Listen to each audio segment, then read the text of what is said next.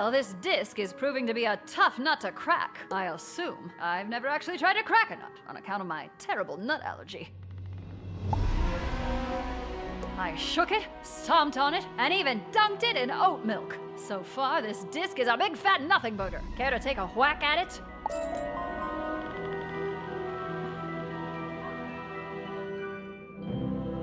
How will I know when it's on? What red light? This red light? Oh, it's recording. Shh. General Choco Khan, years ago, you served my father. The most delightful treat he'd ever consumed.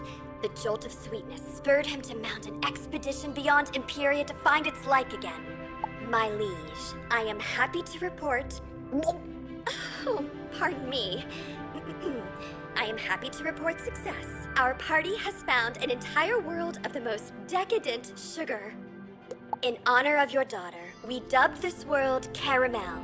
The natives had no clue of the decadence around them, but we mastered its secret. Then something went terribly wrong. The food we created turned us into monsters. Slovenly, insatiable monsters. We must be saved from ourselves. I've placed information vital to the survival of our crew in the memory systems of this holodisc. Help me, Choco Khan. You're my only... Oh, my goodness. That person looked like me. This all but confirms my theories about gobbler physiology. It's also an insight into our history that none of us know. We must inform the others. I need some time to process the information stored in the holodisc. Could you go out and tell the gobblers what we've learned? And while you're at it, use your powers of persuasion to motivate them to do something. Anything. Tell them it's the only way they'll get fed.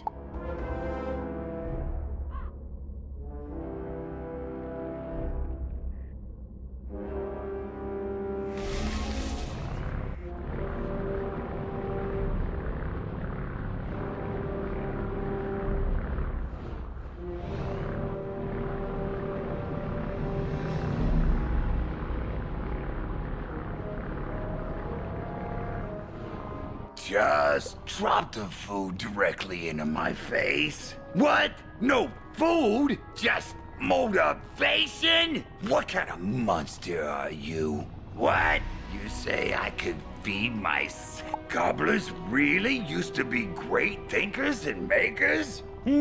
Truth be told, I've always had this little voice inside me telling me to build things. I figured it was gas. You know, if and we restored the factory here, we could use it to make all sorts of things.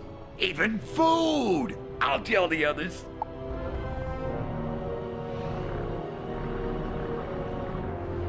Hey, you're that strange little stranger that's going around filling gobblers' heads with things that ain't food, ain't you? What's your angle? To inform us Nana's keeping us fat and docile so she can steal our sweat to make a gummy army?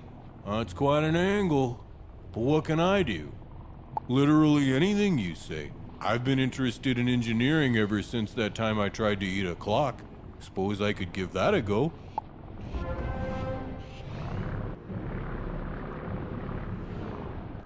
Finally, I'll have a double fudge burger with cream cheese. Huh? You're here to teach me about history? Ooh, fine. I'm too lazy to walk away.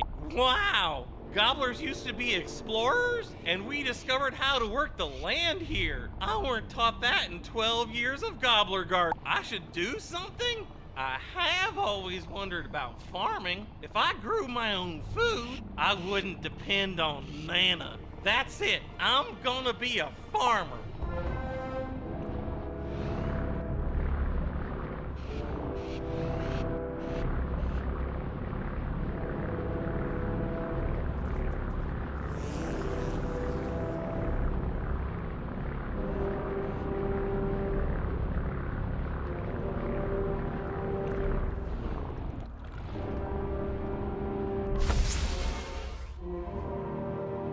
How'd your motivational speaking go, kiddo?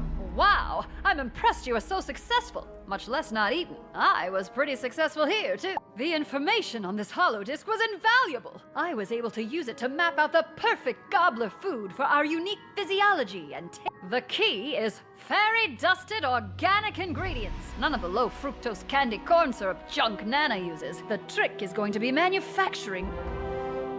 What? The gobblers are restoring the old factory as we speak? Perfect! How's about I go manage those efforts while you go gather ingredients? There's an underwater grotto where you can collect all natural Swedish fish eggs. Oh, and grab some jellyfish jelly while you're there.